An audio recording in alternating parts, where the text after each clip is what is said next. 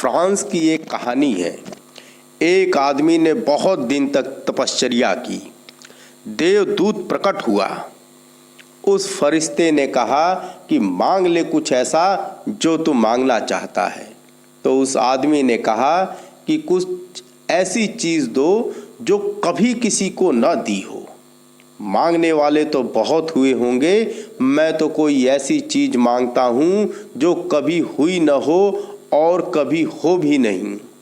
उस फरिश्ते ने कहा तो ठीक है, ऐसा ही कर देते हैं। कल से तेरी छाया नहीं बनेगी, धूप में चलेगा तो भी छाया नहीं बनेगी। वह आदमी तो बड़ा खुश हुआ। उसने कहा कि गजब हो गया, अब तो सारी दुनिया में ख्याति फैल जाएगी कि ऐसा आदमी न कभी इतिहास में हुआ और न कभी होगा कि जो धूप में चले और जिसकी छाया न बने। भागा, पहाड़ वगैरह छोड़ दिया, जहाँ बैठकर तपश्चर्या कर रहा था पहुँच गया वहाँ से शहर में।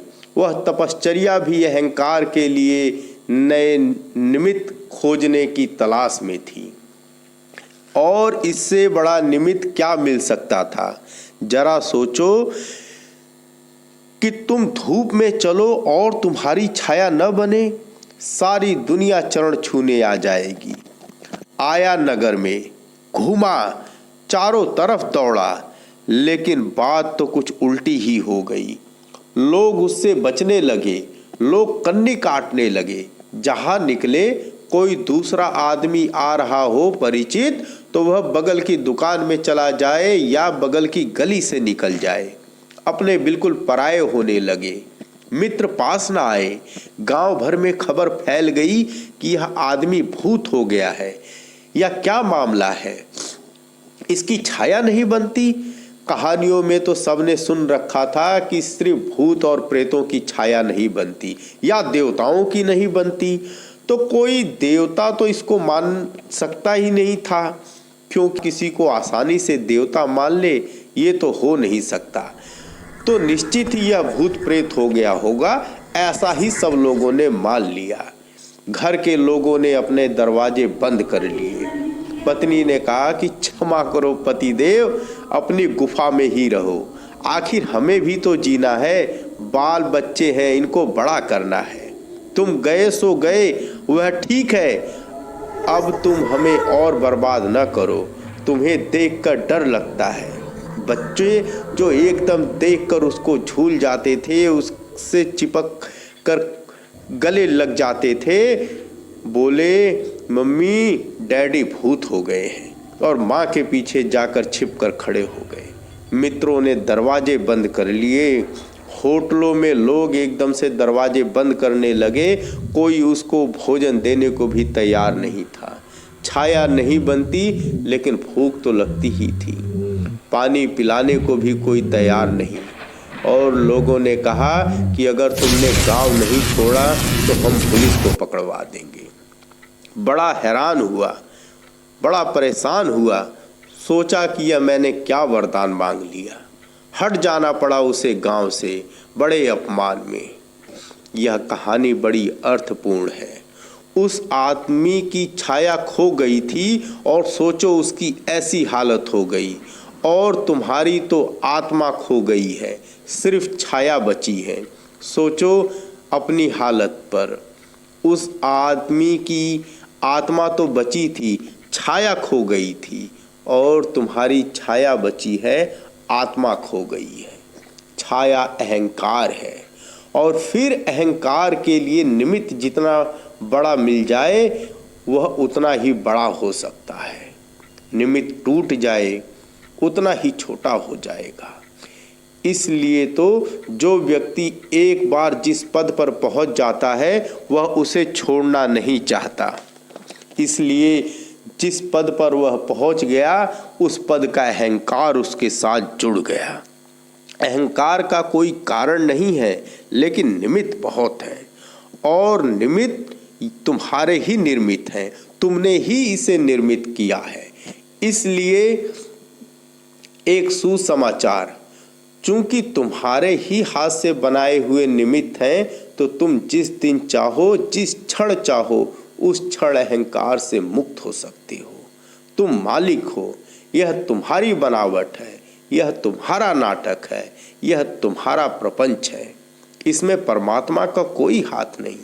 इसे तुम अभी गिरा सकते हो, इसे तुम अभी मिटा सकते हो। यह रेत का घर तुमने बनाया है, अभी उछल कूद कर उसको मिटा सकते हो। आत्मा का कारण है, अहंकार अकारण है।